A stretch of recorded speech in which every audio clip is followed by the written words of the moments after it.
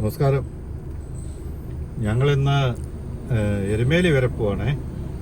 അപ്പോൾ ഞങ്ങളുടെ ഒരു കൂട്ടുകാരനുണ്ട്, നമ്മുടെ വീടിൻ്റെ കട്ടിളയൊക്കെ വെച്ച അദ്ദേഹം ക്ഷേത്രം നിർമ്മിക്കുന്ന ഒരു തച്ചനാണ്. അപ്പോൾ അദ്ദേഹം എപ്പോഴും വിളിക്കാറുണ്ട്, അങ്ങോട്ട് വാന്ന് പറഞ്ഞു. അപ്പോൾ ഞങ്ങളിപ്പോൾ വിചാരിച്ചെന്നാൽ ഒന്ന് പൊക്കളയാം. അപ്പോൾ അദ്ദേഹത്തെ കാണാൻ വേണ്ടി പോവാം. അപ്പോൾ ആ പോകുന്ന വഴിക്ക് നമുക്ക് അവിടെ എന്തെങ്കിലുമൊക്കെ ഉണ്ടെങ്കിൽ അതൊക്കെ ഒന്ന് ഷൂട്ട് ചെയ്ത് നിങ്ങളെ കൂടെ കാണിക്കാമെന്ന് വിചാരിച്ചാണ്. അപ്പോൾ ഞങ്ങളെന്നാൽ പോയിട്ട് വരട്ടെ. ഓക്കെ. ഇത് നമ്മൾ എരുമേലിക്ക് പോകുന്ന വഴിക്കുള്ള നെടുങ്കുന്നം ദേവീക്ഷേത്രമാണ്. അപ്പോൾ ഈ ദേവീക്ഷേത്രത്തിൽ ഞങ്ങൾ എപ്പോൾ പോയി ഈ റൂട്ടിൽ കൂടെ പോയി കഴിഞ്ഞാലും അവിടെ നിർത്തി ഒരു കാണിക്കയിടുന്ന ചടങ്ങുണ്ട്. അവിടെ ഇട്ടേ ഞങ്ങൾ പോകാറുള്ളൂ. അപ്പോൾ അത് ആ ക്ഷേത്രത്തിൻ്റെ ഗോപുരം കൂടി നിങ്ങളെ ഒന്ന് കാണിക്കാവുന്ന കരുതിയാണ് ഞാനത് എടുത്തത്. അപ്പോൾ ഇനി ഒരിക്കൽ നമുക്ക് ആ ക്ഷേത്രം തന്നെ നമുക്ക് ഒരു കണ്ടൻറ്റായി ഞാൻ നിങ്ങളെ കാണിക്കാം. വളരെ പ്രസിദ്ധമായ ഒരു ക്ഷേത്രമാണ്, വളരെ വലിയൊരു ഏരിയയിലുള്ളൊരു ക്ഷേത്രമാണ് ഇത്. നമ്മുടെ എരുമേലി KSRTC ബസ് സ്റ്റാൻഡും അതിൻ്റെ പരിസരങ്ങളുമാണ് നമ്മൾ ഈ കാണുന്നത്. അപ്പോൾ ഇപ്പോൾ ഈ ഒരു സമയത്ത് മാത്രമേ നമുക്ക് ഈ ബസ് സ്റ്റാൻഡ് നമുക്ക് ഇങ്ങനെ കാണാൻ പറ്റത്തുള്ളൂ. കാരണം അയ്യപ്പ സീസണിലും അതുപോലെ മാസത്തിലുള്ള നട തുറക്കൽ സമയത്തും ഒക്കെ നമുക്ക് ഇങ്ങനൊന്നും ഇവിടെ കാണാൻ കിട്ടില്ല. എരുമേലി ശ്രീ ധർമ്മശാസ്താവിൻ്റെ ക്ഷേത്രത്തിൻ്റെ ഗോപുരമാണ് ഇപ്പം നമ്മൾ ഈ കാണുന്നത്. ഈ വലതുവശത്തു നിന്ന് പോകുന്നത് എരുമേലിയിൽ നിന്നും പത്തനംതിട്ടയ്ക്ക് പോകുന്ന വഴിയായത് പത്തനംതിട്ട എരുമേലി റോഡാണ്.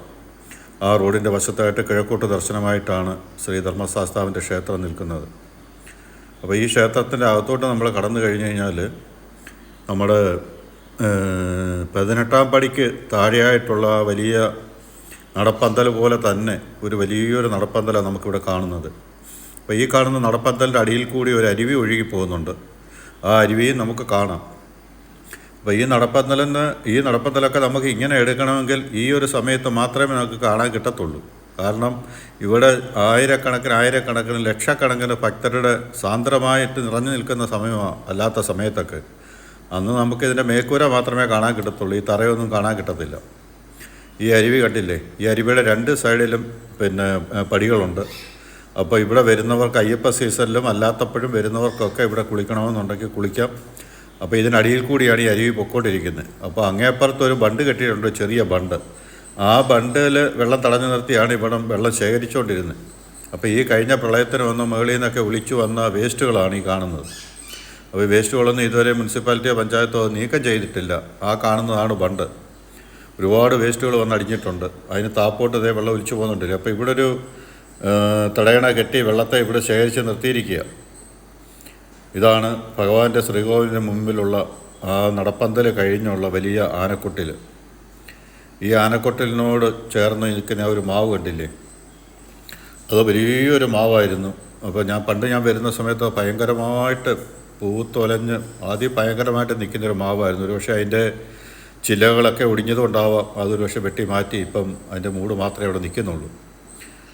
ഇത് ധർമ്മശാസ്താവിൻ്റെ ശ്രീകോവിലിൻ്റെ മുൻവശമാണ്. ഇത് ഞാൻ പറഞ്ഞ നമ്മുടെ ഇപ്പോഴത്തെ നടപ്പന്തൽ. അപ്പോൾ ഈ കാണുന്ന ശ്രീകോവിലിൻ്റെ മുന്നിലുള്ള നമ്മുടെ ഈ കൊടിമരവും ഈ ഭാഗവും കണ്ടില്ലേ? ഇവിടെ ഒരു ചേച്ചി ഇതേ ഒരു പൂക്കച്ചവടം നടത്തുന്നുണ്ട്. അപ്പോൾ ഒരു മാല ഞാൻ വേണമെന്ന് പറഞ്ഞത്, പക്ഷേ ഞങ്ങൾ എത്തിയപ്പോഴത്തേക്കും ഒരുപാട് താമസിച്ചു പോയി. മറ്റു ക്ഷേത്രങ്ങളൊക്കെ കയറി വന്നപ്പോൾ ഒത്തിരി താമസിച്ചു. പിന്നെ കെട്ടിയ മാലയില്ലായിരുന്നു. പിന്നെ ഞാൻ മാല സമർപ്പിച്ചില്ല. ഞാൻ അങ്ങനെ തന്നെ കയറി തൊഴുവായിരുന്നു. 18 പറകളുള്ള കൊടിമരമാണ് ഇവിടെ നിലനിൽക്കുന്നത്. അപ്പോൾ അതിൻ്റെ ശ്രീകോവിലോട്ട് വഴി കയറുന്ന പ്രധാന കവാടമാണ് നമ്മൾ ഈ കാണുന്നത്. ഈ കവാടത്തിലോട്ട് കയറി ചെല്ലുമ്പോൾ അവിടെയാണ് ഭഗവാന്റെ ശ്രീകോവിൽ. ഇത് ക്ഷേത്രത്തിൻ്റെ തെക്കേ നടയാണ്. അപ്പോൾ ഈ തെക്കേ നടയിൽ കാണുന്നത് ദേവസ്വത്തിൻ്റെ ഓഫീസുകളും ദേവസ്വത്തിൻ്റെ സ്റ്റാഫുകളും മറ്റ് അവരുടേതായിട്ടുള്ള കാര്യങ്ങളെല്ലാം നടക്കുന്ന ഒരു ഓഫീസ്, വലിയ കെട്ടിട സമുച്ചയമാണ് ഇപ്പോൾ നമ്മൾ കണ്ടത്. ഇത് ബുക്ക് സ്റ്റാളുണ്ട്, പൂജാ സാധനങ്ങൾ വിൽക്കുന്ന സ്റ്റാൾ എല്ലാ ദിവസവും ഇവിടെ ഓപ്പണാണ്. ഈ കാണുന്നത് നമ്മുടെ ശരംകുത്തിയിൽ എറിയേണ്ടുന്ന കറുപ്പുകച്ചയും ശരങ്ങളും ഒക്കെ ഒരുപക്ഷെ അവിടെ പോയിട്ട് തിരിച്ചു വരുന്ന അയ്യപ്പ ഭക്തർക്ക് അവിടെ സമർപ്പിക്കാൻ കഴിയാതെ വരുന്നവരുണ്ട്. അത് ഇവിടെ ഊരി സമർപ്പിച്ചിട്ടിട്ട് പോവുക ചെയ്യുന്നത്. അതാണ് നമ്മളീ കാണുന്നത്. ഇത് മൊത്തം കറുപ്പുകച്ചുണ്ട്, വാളുണ്ട്, ശരമുണ്ട്, അമ്പുണ്ട്, വില്ല, എല്ലാ സാധനങ്ങളും ഉണ്ട്. അത് അവിടെ ശരംകുത്തിയിൽ ഉപേക്ഷിക്കേണ്ട സാധനങ്ങളാണ്. അതിടാതെ തിരിച്ചു വന്നവർ അതിവിടെ ഉപേക്ഷിച്ചിട്ട് പോകുന്നു. ഇതാ അരുവി. ഈ അരുവിയുടെ രണ്ട് സൈഡിലും പടവുകളാണ്. ഈ പടവുകളിൽ കൂടെ ഇറങ്ങി, വലിയ വെള്ളമൊന്നുമില്ല, നമുക്ക് ഇറങ്ങി കുളിക്കാം. കുളിച്ചിട്ട് ഭഗവാനെ കയറി തൊഴുത് നമുക്ക് സായുജ്യം അടഞ്ഞു പോകാം. ഈ കാണുന്ന വലിയ നടപ്പന്തലും ആനക്കൊട്ടിലും ക്ഷേത്രത്തിനും ദൂരെ കാണുന്ന ക്ഷേത്രത്തിൻ്റെ വടക്കുവശമാണ്. അപ്പോൾ ഈ വടക്കുവശത്തുകൂടി നമ്മൾ അങ്ങോട്ട് നീങ്ങിക്കഴിയുമ്പോഴാണ് ദേവസ്വത്തിൻ്റെ പ്രധാന ഭാഗങ്ങളൊക്കെ ഉള്ളത്. ഈ കാണുന്ന ദേവസ്വത്തിൻ്റെ പ്രധാന കെട്ടിട സമുച്ചയങ്ങളാണ്. ഇവിടെ ഈ കെട്ടിടത്തെ സമുച്ചയത്തിനോട് ചേർന്ന് തന്നെയാണ് ഈ കാണുന്ന നാഗത്തറ. ഈ വലിയ ആലിൻ്റെ ചുവട്ടിലായിട്ട് തന്നെയാണ് നാഗത്തറയുള്ളത്. ഈ നാഗത്തറയുടെ തൊട്ടപ്പുറത്ത് തന്നെ അവരുടെ പ്രധാന ഓഫീസുകളും കാര്യങ്ങളും സ്റ്റാഫുകൾ താമസിക്കുകയൊക്കെ ചെയ്യുന്ന സമുച്ചയമാണ് നമ്മളാ കാണുന്നത്. പിന്നെ അതിനകത്ത് മറ്റ് സീസണുകളിൽ ഇവിടെ അയ്യപ്പ ഭക്തന്മാർക്ക് റൂമുകൾ വാടകയ്ക്ക് ഈ സൈഡിൽ കൊടുക്കുന്നുണ്ടോ എന്ന് എനിക്കറിയില്ല, മറ്റു സൈഡിലൊക്കെ ഉണ്ട്. ഇവിടെ റൂമുകളൊക്കെ നമുക്ക് കിട്ടും. പിന്നെ വലിയ അന്നദാനപ്പുരയും ഒക്കെ ഇവിടെയുണ്ട്. ഇപ്പോൾ നമുക്ക് നിങ്ങൾ കണ്ടില്ലേ, ഈ ക്ഷേത്രത്തിൻ്റെ ചുറ്റും ഇൻ്റർലോക്കെല്ലാം ഇട്ട് ഭംഗിയാക്കി വൃത്തിയാക്കി ഇട്ടിരിക്കുന്നത് നിങ്ങൾ കണ്ടില്ലേ. ഈ കാണുന്ന കാഴ്ച നമുക്ക് ഇപ്പോഴേ കാണാൻ കിട്ടും. 41 ദിവസത്തെ മണ്ഡല സമയത്ത്, പൂജ സമയത്ത് നമുക്കിവിടെ ഭക്തജനസാന്ദ്രമായിരിക്കും. നമുക്കിവിടെ ഒന്നും കാണാൻ പറ്റത്തില്ല. ഈ കാണുന്ന കെട്ടിടങ്ങളെ നമുക്ക് കാണാൻ പറ്റത്തുള്ളൂ. ഇപ്പോഴാണ് നമുക്ക് ഈ കാണുന്ന ദേവിയെ എല്ലാവരെയും നമുക്ക് കാണാൻ പറ്റുന്നത്. ഇത് ദേവീനടയാണ്. അതായത് ചെമ്പോല കൊണ്ട് ശ്രീകോവിലും മേൽക്കൂരയും, പിന്നെ തടി കൊണ്ട് ശ്രീകോവിലും കൃഷ്ണശില കൊണ്ട് അടിത്തറയും കെട്ടിയിരിക്കുന്ന ഇങ്ങനെയുള്ള ദേവീക്ഷേത്രങ്ങൾ ചെറുതും വലുതും ആണെങ്കിൽ പോലും നമുക്ക് വളരെ അപൂർവമായിട്ടേ കാണാൻ കിട്ടത്തുള്ളൂ. പണ്ട് രാജാക്കന്മാരുടെ കാലത്തൊക്കെ ഇങ്ങനെയുള്ള ക്ഷേത്രങ്ങളാണ് പണ്ട് പണിതിരുന്നു. പക്ഷേ ഇപ്പം വളരെ അപൂർവമായിട്ട് മാത്രമേ ഉള്ളൂ. ഇതിപ്പോൾ നമുക്ക് എരുമേലി വന്നു കഴിഞ്ഞാൽ നമുക്ക് ആ അമ്പലം ദേവിയുടെ ക്ഷേത്രം കാണാം. വളരെ മനോഹരമായ ഒരു ക്ഷേത്രമാണ്. ഇത് പടിഞ്ഞാറേ നടയിൽ ആണ് ഇപ്പോൾ നമ്മൾ നിൽക്കുന്നത്. ഈ പടിഞ്ഞാറേ നടയിൽ നിന്ന് മുകളിൽ താമസിക്കുന്നവർക്കും മുകളിൽ കൂടെ വരുന്നവർക്കും ഇറങ്ങി വരാൻ ഉണ്ടായിരുന്ന വഴിയാണ് ഇപ്പോൾ നമ്മൾ കണ്ടത്. ഇതാ ഞാൻ പറഞ്ഞ് നമ്മുടെ അന്നദാനപ്പുരയും മറ്റുള്ളവർക്ക് താമസിക്കാനും ഒക്കെ ആയിട്ടുള്ളൊരു ഭാഗമായി കാണുന്നത്. ഇതിപ്പോൾ സീസൺ സമയത്ത് ഇത് ഭയങ്കര ആക്റ്റീവാണ്. ഇപ്പോൾ എല്ലാം അടച്ചിട്ടിരിക്കുക. ഇപ്പോൾ ആരും താമസിക്കാനൊന്നും ഇല്ലല്ലോ, അതുകൊണ്ട് ഇപ്പോൾ അതെല്ലാം അടച്ചിട്ടിരിക്കുക. ഇത് തെക്കേ നടയാണ്, ഭഗവാന്റെ തെക്കേ നട. ഇതെല്ലാം നമ്മുടെ സീസൺ സമയത്ത് മാത്രമേ തുറക്കാറുള്ളൂ, അല്ലാത്തപ്പോൾ ഇതൊന്നും തുറക്കാറില്ല. പ്രധാന നട മാത്രമേ നമുക്ക്, വഴിയിലൂടെ മാത്രമേ നമുക്ക് ശ്രീകോവിൽ കിഴക്കേ നടയും പടിഞ്ഞാറേ നടയും.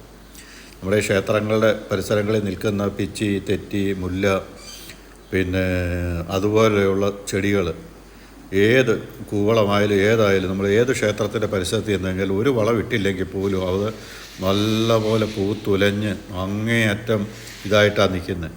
നമ്മൾ എത്ര വളമിട്ടാലും അങ്ങനെയൊന്നും ഒരു പക്ഷേ ഉണ്ടാവത്തില്ല. ഇവിടെ ഉണ്ടായിരുന്ന ഇതിന് മുമ്പ് കണ്ട ക്ഷേത്രത്തിൽ ഇതുപോലൊക്കെ തന്നെ ഓരോരോ ചെടികൾ നിൽക്കുന്ന കാണുമ്പോൾ അങ്ങേയറ്റം പൂത്തുലഞ്ഞാണ് നിൽക്കുന്നത്. ഇവിടെ ഇതിൻ്റെ ക്ഷേത്രത്തിൻ്റെ പടിഞ്ഞാറേ നിറയെ ഒരു തെറ്റിരിപ്പുണ്ട്. ഇത് നമ്മളിപ്പോൾ ക്ഷേത്രത്തിൽ നിന്ന് ഇറങ്ങി ഒരു ചായ കുടിക്കാൻ വേണ്ടി ഞങ്ങൾ പോവാം. ഇനിയിപ്പോൾ നമ്മൾ പോകുന്നത് പേട്ടയമ്പലത്തിലേക്കാണ്, കൊച്ചമ്പലം എന്നറിയപ്പെടുന്ന പേട്ടയമ്പലത്തിലേക്ക്. ഇത് പുത്തമ്പീട്. ഭഗവാൻ മോശയെ നിഗ്രഹിക്കാൻ വേണ്ടി എരുമേലിയിലെത്തിയ സമയത്ത് ഭഗവാൻ അന്തി ഉറങ്ങിയ വീടാണ്. ഈ വീട് ഇന്നിപ്പോൾ ഫോട്ടോഗ്രാഫിക്ക് അലൗഡല്ല, അതുകൊണ്ട് നമുക്കത് ഫോട്ടോ എടുക്കാനും വീഡിയോ എടുക്കാനും സാധിച്ചില്ല. പക്ഷേ ഭഗവാന്റെ അനുഗ്രഹം കൊണ്ട് അത് നമുക്ക് സാധിക്കുമെന്നുള്ളൊരു പ്രതീക്ഷയുണ്ട്. ഇദ്ദേഹത്തിന് ഈ കുടുംബവുമായിട്ട് വളരെ അടുത്ത ബന്ധമുള്ളൊരു വ്യക്തിയാണ്. അദ്ദേഹം അതിന് അനുവാദം വാങ്ങിത്തരാമെന്ന് എന്നോട് ഇങ്ങനെ പറഞ്ഞു. ആർക്കും, ഒരു ചാനലുകാർക്കും, ഒരു മനുഷ്യർക്കും അത് വീഡിയോ എടുക്കാൻ വേണ്ടി ഇപ്പോൾ കൊടുക്കുന്നില്ല. കാരണം അതിനകത്ത് വളരെ മോശമായ രീതിയിൽ വന്ന മെസ്സേജുകളും ഒക്കെയാണ് ഇതിന് കാണുന്നതാണ്. നമ്മുടെ കൊച്ചമ്പലം എന്നറിയപ്പെടുന്ന അയ്യപ്പ ശാസ്താവിൻ്റെ ക്ഷേത്രമാണ്. ഈ ക്ഷേത്രത്തിലാണ്, ഇവിടുന്നാണ് പേട്ട തുള്ളൽ തുടങ്ങുന്നത്. ഇത് എൻ്റെ സുഹൃത്ത് ഹരിദാസ്, അദ്ദേഹം എരുമേലിക്കാരനാണ്. ഇവിടുത്തുള്ള ക്ഷേത്രത്തെപ്പറ്റിയും ദേശത്തെപ്പറ്റിയും എല്ലാ വിവരങ്ങളും അറിയാവുന്ന ഒരു വ്യക്തിയാണ്. അദ്ദേഹം വിശ്വകർമാവാണ്. ക്ഷേത്രങ്ങളുടെ പണികളാണ് അദ്ദേഹം കൂടുതൽ ചെയ്യുന്നത്. അപ്പോൾ ഞാൻ അദ്ദേഹത്തെ വിളിച്ചപ്പോൾ അദ്ദേഹം പറഞ്ഞു, പോരെ നമുക്കെല്ലാ സ്ഥലങ്ങളും പോയി കണ്ടു കേട്ട് പോരാന്ന് പറഞ്ഞ് അങ്ങനെ എൻ്റെ കൂടെ വന്നതാണ്. ഇനിയിപ്പോൾ ഞങ്ങൾക്ക് വേറെ 1-2 സ്ഥലത്തൂടെ പോകാനുണ്ട്. അപ്പോൾ അതുകൂടെ നമുക്ക് കണ്ടിട്ട് ബാക്കിയിലേക്ക് തിരിച്ചു വരാം.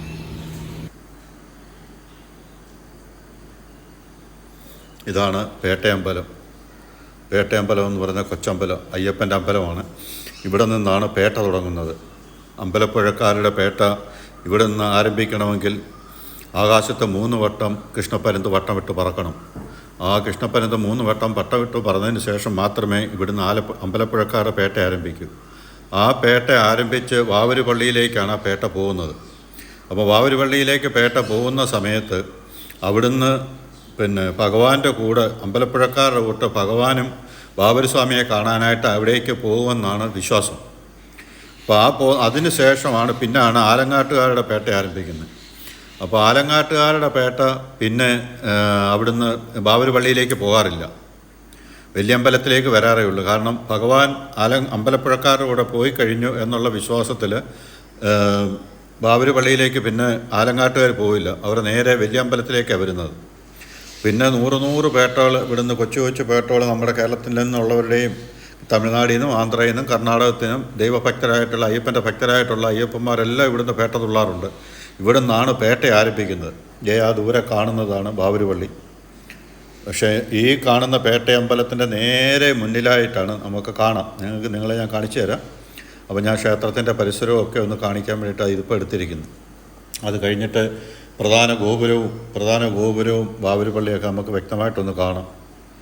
ഇതെല്ലാം നമ്മുടെ പേട്ട അമ്പലത്തിനോട് ചേർന്നുള്ള നടവഴികളും നടപ്പന്തലുകളുമാണ്. അപ്പോൾ എൻ്റെ കൂടെ വന്ന ഹരിദാസന് അദ്ദേഹത്തിന് എരുമേലിയിലെ എല്ലാ മേഖലയിൽപ്പെട്ട ആൾക്കാരുമായിട്ടും വളരെ അടുപ്പവും സൗഹൃദമുള്ള ഒരു വ്യക്തിയാണ്. അതുകൊണ്ട് അദ്ദേഹത്തിൻ്റെ കൂടെ പോകേണ്ട എനിക്ക് ഒരു സ്ഥലത്തും ഒരു ബുദ്ധിമുട്ടുണ്ടായില്ല. ഇത് നമ്മുടെ ഇപ്പോഴത്തെ നമ്മുടെ ഭഗവാന്റെ 14 പൂങ്കാവനങ്ങളുടെയും കാവൽക്കാരനായിട്ട് ഭഗവാൻ ഏൽപ്പിച്ചിരിക്കുന്ന ഒരു കാര്യസ്ഥനുണ്ട്. അദ്ദേഹത്തിൻ്റെ ഇരിപ്പിടമാണിത്. തലപ്പാറ മല എന്നാണ് സങ്കല്പത്തിലാണ് ഇതിവിടെ വെച്ചിരിക്കുന്നത്. ഇത് തലപ്പാറ അപ്പൂപ്പൻ എന്നാണ് എല്ലാവരും വിളിക്കപ്പെടുന്നത്. ആ കാണുന്ന വാളുകൾ ഇരിക്കുന്ന അപ്പൂപ്പൻ്റെ വാളുകളാണെന്നാണ് സങ്കല്പം. ഈ 14 പൂങ്കാവനങ്ങളുടെയും കാവൽക്കാരനായിട്ട് ഈ ഭഗവാൻ ഏൽപ്പിച്ച ഇദ്ദേഹത്തെയാണെന്നാണ്. ഈ വാള് എന്നും ഇവിടെ തന്നെയാണ്, ആരും എടുക്കാറുമില്ല, ആരും എടുത്തുകൊണ്ട് പോകാറുമില്ല. അവിടുന്ന് ഈ നമ്മുടെ പേട്ട അമ്പലത്തിൽ നിന്ന് നാളികേരം ഉരുട്ടി കൊണ്ടുവന്ന് അവരുടെ ദോഷങ്ങളും പ്രശ്നങ്ങളും ഒക്കെ മാറാൻ വേണ്ടി ഭക്തർ സമർപ്പിക്കുന്ന ഒരു ചടങ്ങുണ്ട്. അപ്പം ഇവിടുന്ന് അമ്പലത്തിൽ നിന്ന് തുടങ്ങി ഈ വരുന്ന വഴിയിലൂടെ ഉരുട്ടി തലപ്പാറ അപ്പൂപ്പൻ്റെ അവിടെ വന്ന് അവിടെ പ്രദക്ഷിണം വെച്ചിട്ട് അത് ഉടയ്ക്കുന്ന ഒരു സ്ഥലമുണ്ട്. അപ്പോൾ ആ സ്ഥലം ഞാൻ നിങ്ങളെ ഒന്ന് കാണിച്ചു തരാം. ഈ തലപ്പാറ അപ്പൂപ്പൻ്റെ മുന്നിൽ തന്നെയാണ്. ഇത് കണ്ടോ, ഇവിടെയാണ് തേങ്ങ ഉടയ്ക്കുന്നത്. അപ്പോൾ ഈ സ്ഥലത്തിന് മറ്റെന്തോ ഒരു പ്രത്യേകത കൂടിയുണ്ട്. അദ്ദേഹം എന്നോടത് പറഞ്ഞായിരുന്നു, പക്ഷേ എനിക്കത് മനസ്സിലായില്ല. അപ്പം അവിടെ നിന്ന് നമ്മൾ നേരെ വീണ്ടും ഭഗവാന്റെ ഗോപുരത്തണയിലേക്ക് കണ്ടോ, ഗോപുരത്തിന് മുകളിൽ അയ്യപ്പനും പുലിപ്പുറത്തിരിക്കുന്നത്. ഭഗവാൻ അവിടെ പുലിപ്പുറത്തും നേരെ മുന്നിൽ ബാബരുമാണ് നിൽക്കുന്നത്. അപ്പോൾ ഇവിടെ നിന്നാണ് അമ്പലപ്പുഴക്കാർ പേട്ട തുള്ളി നേരെ ബാബര് പള്ളിയിലേക്ക് എത്തുന്നത്. ഈ പള്ളിയൊന്നും നമുക്ക് അല്ലാതെ അയ്യപ്പ സീസണിലൊന്നും നമുക്കിതുപോലൊന്നും കാണാൻ കിട്ടത്തില്ല, ഭഗവാന്റെ പേട്ടയമ്പലം ഒന്നും. കാരണം അത്ര ജനങ്ങളല്ലേ, നിങ്ങൾക്ക് എല്ലാവർക്കും അറിയാമല്ലോ. നമ്മൾ പേട്ട സമയത്ത് നമ്മൾ ടി വിയിലും കാര്യങ്ങളും ഒക്കെ കാണുന്നതല്ലേ. ഇതാണ് പേട്ട അമ്പലത്തിൻ്റെ പ്രധാന ഗോപുരം. അപ്പം ഞങ്ങളുടെ വീഡിയോ ഇവിടെ പൂർണ്ണമാവുകയാണ്. അപ്പം നിങ്ങളെ എല്ലാവരും സപ്പോർട്ട് ചെയ്യണം. ഞങ്ങൾ ആദ്യമായിട്ട് വീഡിയോ കാണുന്നവർ സബ്സ്ക്രൈബ് ചെയ്യണം. അപ്പം അതുവരെ പുതിയൊരു വീഡിയോ ആയിട്ട് വരുന്നത് വരെ നിങ്ങൾക്കെല്ലാവർക്കും നന്ദി, നമസ്കാരം.